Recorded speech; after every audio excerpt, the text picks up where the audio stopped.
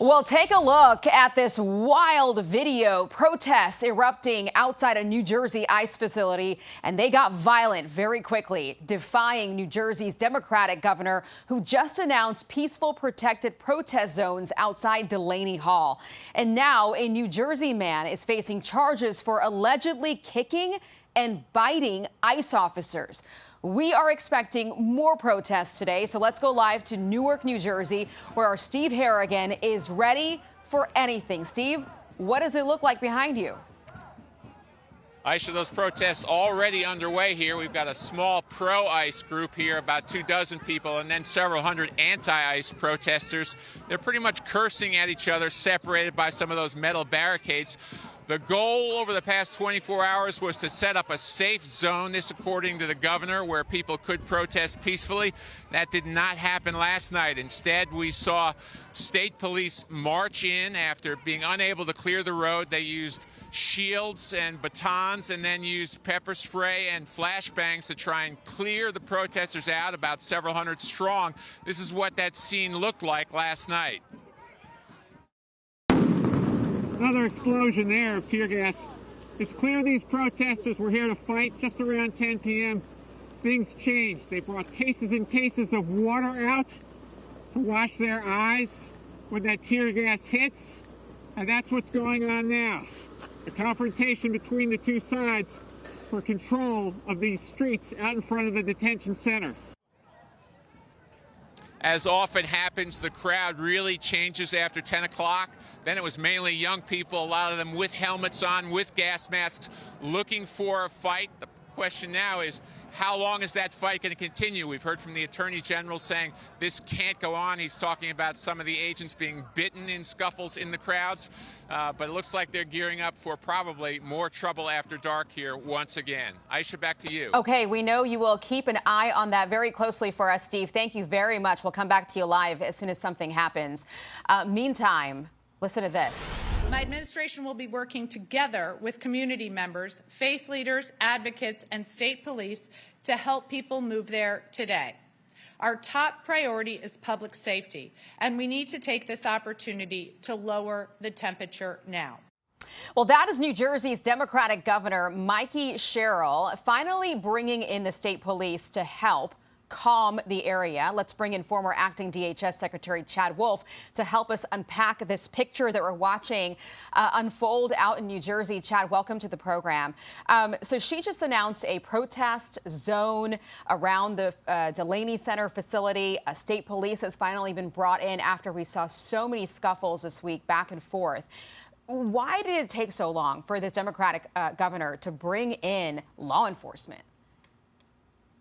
Yeah, it's a great question. She should have done this really on day one. If you establish a protest zone and then you have local police there that are enforcing that, that allows ICE obviously to withdraw a little bit. It allows them not to have their officers front and center, and local police can do that job. That's something that a lot of us, for months had hoped Minneapolis would do during that in January and February. They didn't do that. So it's good that the governor's coming to this. It's several days late, unfortunately. What you see there is these protests getting more and more violent overnight, particularly in the, after 10 p.m. And I think it's only a matter of time before someone gets seriously injured. And hopefully that won't occur. Hopefully by having local law enforcement in there, it will help. But, just as the governor says she wants to, reduce the temperature there, the things that she is doing, the things that her state is doing, with sanctuary policies are doing anything but that. So she needs to match her actions with her words. There's plenty of words being thrown out there and threats by these protesters. The governor makes no mention of the threats against these ICE officers, including this one. Watch this with me here, Chad. Kill your whole family! Your whole family's dead! Come on! Children, your wife, all dead! Punch it! My boy! I have your face, mother! You're dead! Dead! And now prosecutors are going after this guy. The Justice Department just charged a rioter named Brendan John Gear, they say, for allegedly kicking and biting ICE officers at Delaney Hall last night. And they say we will not tolerate the vicious attacks on ICE officers we've seen in New Jersey the last few days. These rioters are clearly not peaceful protesters, as you can see from the photos and these horrific wounds. Assault a federal officer, you'll be held accountable. You know, the president has come out and said he believes that these are paid protesters. What do you think, and who do you think is paying them? Yeah, that's most likely what we see here, particularly as this, the events of Delaney Hall continue day after day after day. 1 or 2 days, it could just be simple protests, but after that, you start to see professionals move into the picture. That's when it becomes usually more violent, more organized, and that's what we see here. And it's not peaceful protesting.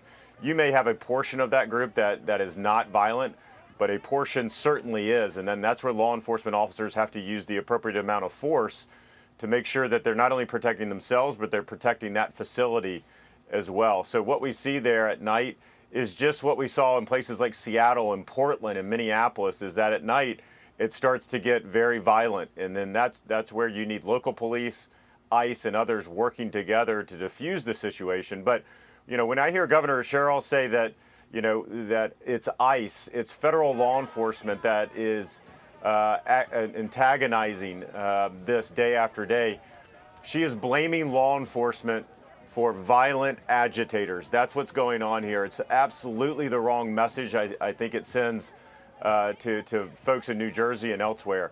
The police there and ICE there have a job to do. It is their facility. They are holding individuals that have broken immigration law. There's nothing that they're doing that is beyond the law. They have a job to do, and they need to do that. Before we go, Chad, I just want everybody at home to see this. You know, a lot of this started because there were complaints about what this ICE facility was feeding these illegal immigrants inside the facility. They were saying it was awful food, it was spoiled food. Our Alexis McAdams got a hold of the menu, and we'll put it up on the screen here. This is the Delaney Hall menu for today. And for breakfast, they had farina, which is like a cream of wheat, fried eggs, bread, coffee, milk. For lunch, they're having chicken salad. And for dinner, a variety of items: jambalaya, chicken patty, beef and bean burrito, Salisbury patty with gravy. Before we let you go, Chad, how are these ICE facilities treating these illegal immigrants? Yeah, look, there are national standards for all of these ICE facilities, including Customs and Border Protection facilities as well. And these standards are at the highest than you will see at local jails or county jails, or even some of the state penitentiaries as well. Very, very high standards. And then there are internal groups. There's 4 different groups inside DHS that go out and inspect these facilities.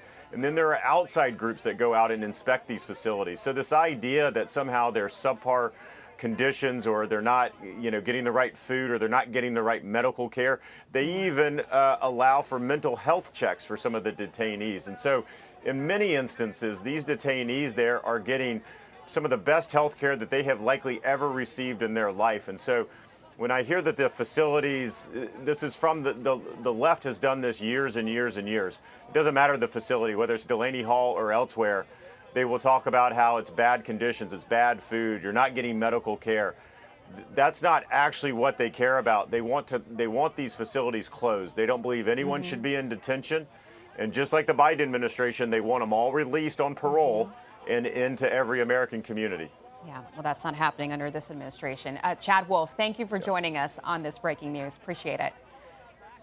Thank you. Okay. Be sure to like and subscribe for all the Fox News latest on YouTube, and catch full shows streaming now on Fox One.